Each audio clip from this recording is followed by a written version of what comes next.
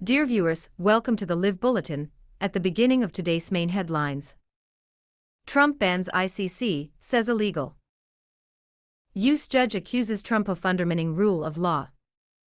U.S. court blocks Trump's proposal to voluntarily resign federal employees. U.S. spreading lies about free shipping in Panama Canal, Mulino. Is Elon Musk's power in Trump's government dangerous? Lawsuit against Trump administration to stop attempt to break up USAID. Now for details. Dear viewers, please subscribe this channel and share this news. U.S. President Donald Trump has issued an executive order imposing sanctions against the International Criminal Court, ICC. Signed. AU.S. Official confirmed this. The ICC has issued an arrest warrant for Israeli Prime Minister Benjamin Netanyahu. Then Trump took this step. Trump signed the executive order 2 days after meeting with Netanyahu.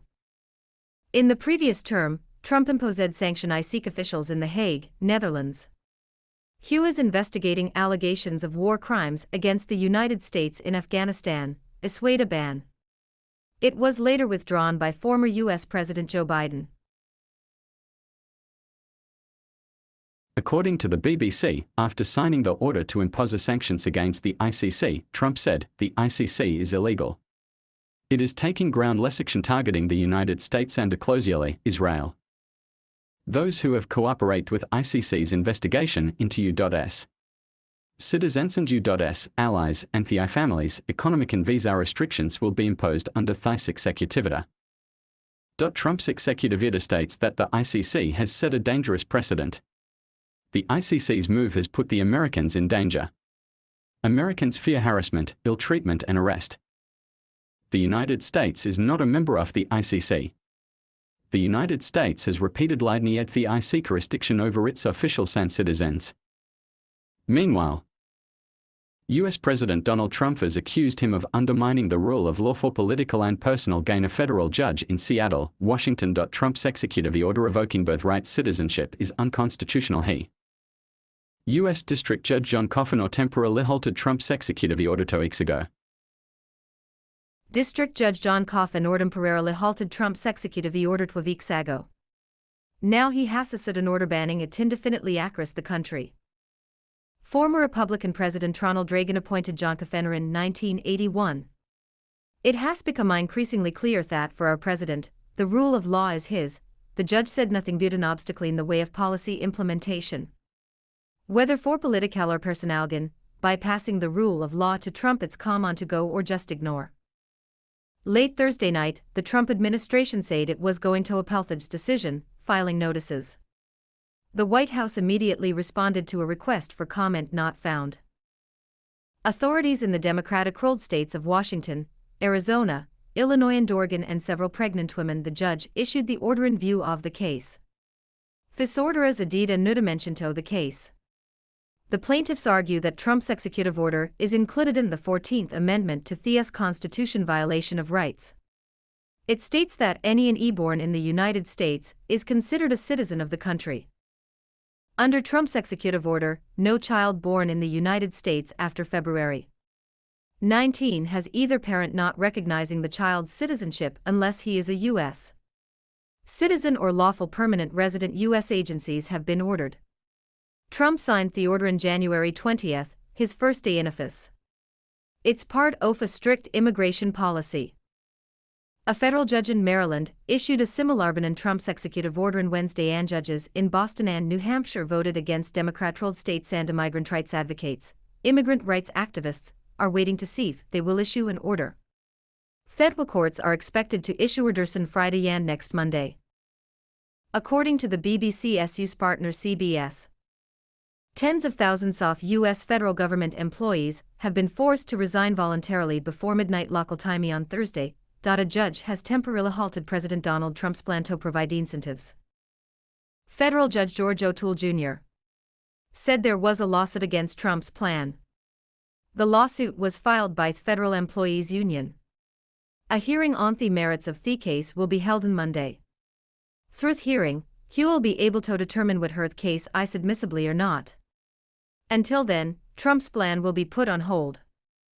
Trump is planning to reduce government spending by reducing the size of the U.S. federal government.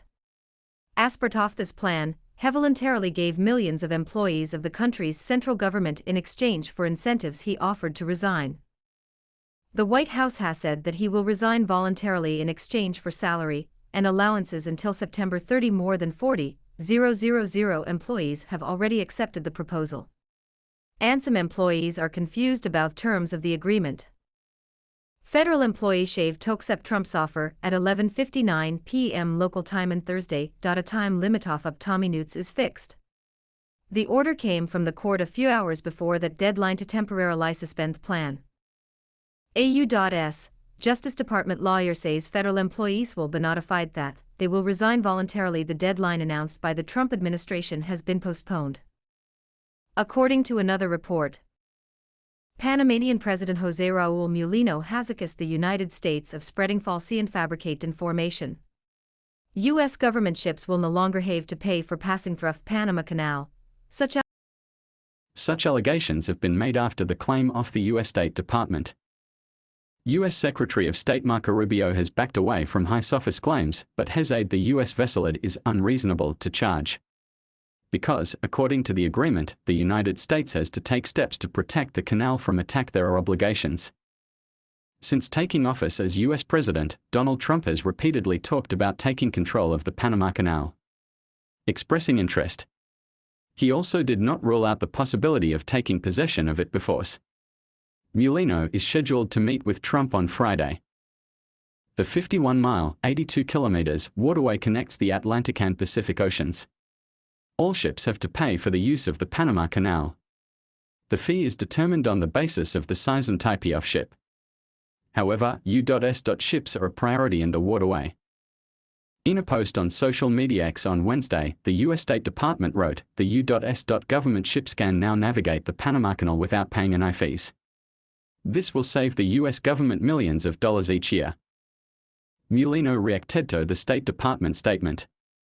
He said he was noting favor of continuing bilateral relations based in the dishonesty.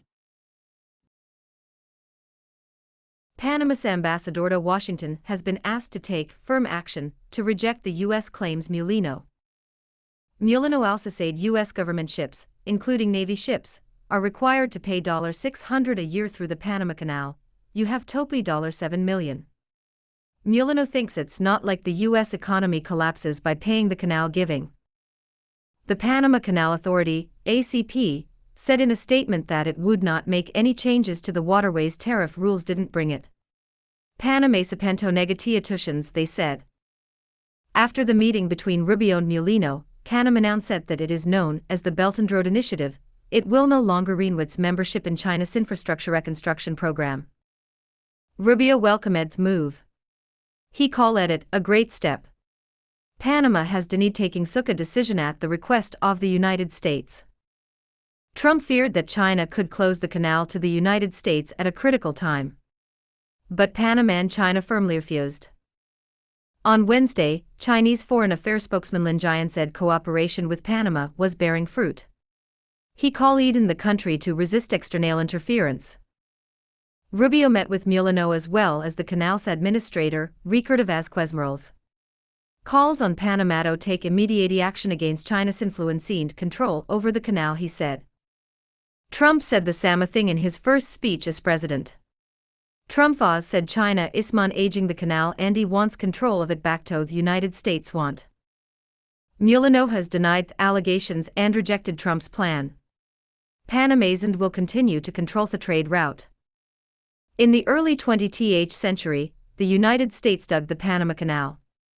However, after years of protests, in 1977, the then U.S. President Jimmy Carter made a deal with Panama. Under the agreement, it was decided to gradually transfer control of the waterway.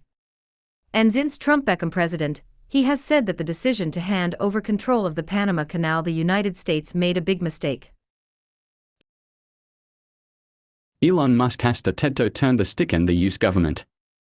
U.S. President Donald Trump has given unprecedented power to the world's richest man. And there is growing concern about his. Musk, who is of South African descent, has taken control of the system to pay the U.S. government treasury. It managed millions of dollars. Muscalone has announced the closure of the U.S. humanitarian agency USAID. He even helped oust two of the agency's top executives. Musk is a man who likes to criticize unelected bureaucrats all the time. But no, he himself is trying to downsize Trump's government almost without accountability, moving the effort forward. Asked about it in the Oval Office on Monday, Trump tried to take the matter lightly. He does. Elon Musk and will not do anything without our approval. Trump added, "Where appropriate, we will approve him. Where right is not appropriate, I will not give it." Trump said to Musk, "He says everything. He is very devoted to his. I admire him." Musk's power in Trump's administration appears to be immense. As a result, Democrats have accused Musk and Trump of unconstitutionalizing power.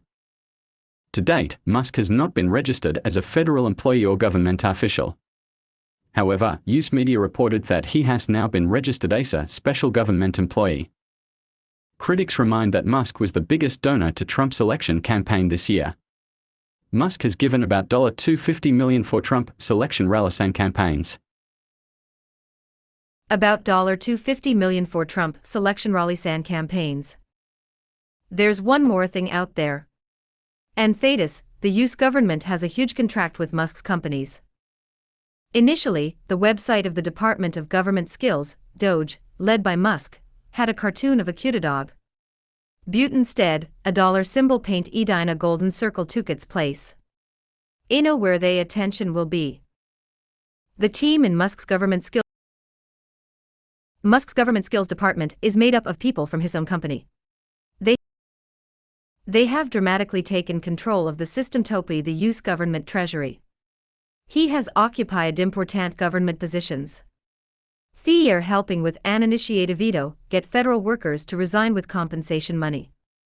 Helping to run a mission. This was done through an mail. The email wasn't to Twitter employees after Musk acquired it, similar to mail. After taking control of Twitter, Musk changed the name of social media to X. In a live chat on X, Musk privately announced that USAID was shutting down. He described it as a criminal organization. The unbridled attitude of Musk and his associates has raised many questions. Ever since Musk's aides demanded access to a room protected by USAID secrets, the stalemate has been dramatically created. After the recent controversy, another incident has come to light again. Trump's inauguration after criticizing the Federal Aviation Administration's oversight of Musk rocket launches, the head of the agency was removed from his duties same day. A few days later, after a horrific plane crash in Washington, Trump is the head of the organization I had to USHTO recruit. The ONI. After the recent controversy, another incident has come to light again. Trump's inauguration after criticizing the Federal Aviation Administration's oversight of Musk rocket launches, the head of the agency was removed from his duties same day. A few days later, after a horrific plane crash in Washington, Trump is the head of the organization I had to USHTO recruit. The controversy that arose over Trump's raising his hand on the day of Trump's inauguration, this has fueled the recent debate. Trump insisted, if there is a conflict, we will not allow him to come close to it. But to calm his critics. For most of the 2 weeks after Trump took office, Democrats were surprisingly silent. But with Musk's late move, they have become active. Democratic Senator Elizabeth Warren said no one elected Musk. Democrats on the Ways and Means Committee of the U.S. House of Representatives have called an emergency meeting. The controversy over Musk was one of the topics of this meeting. Sharply criticized the DOJ effort's unconstitutional attempt to exercise presidential power over funds approved by Congress Democrats. Senate Democratic Minority Leader Chuck Schumer said, "It's about a tiger in a pet zoo. It's like hoping for something good to get in." Speaking at a USAID staff protest, Senator Chris Van Hollen said, "Elon Musk's attempts at occupation, but won't last." But the ego of two people like Trump and Musk live side by side in the same confines of the White House, Washington, is watching closely whether it survives. News of the lawsuit against the Trump administration. On behalf of the largest union of U.S. government employees and an association of foreign service workers. A lawsuit has been filed against President Donald Trump's administration yesterday to prevent attempts to dismantle the U.S. Agency for International Development, USAID. The lawsuit was filed Thursday in federal court in Washington, D.C. The lawsuit is filed by the American Federation of Government Employees and the American Foreign Service Association. The two groups say the Trump administration's USAID-related actions are unconstitutional and unlawful, which is, globally, it has created a humanitarian crisis.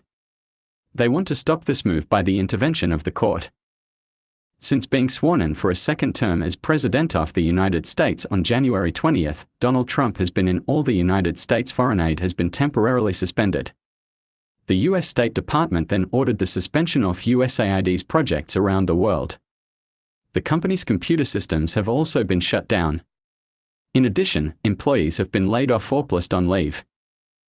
Trump, the State Department and the Treasury Department have been named as defendants in the lawsuit. Reuters was unable to get statements from the White House and relevant ministries. However, there was no immediate response.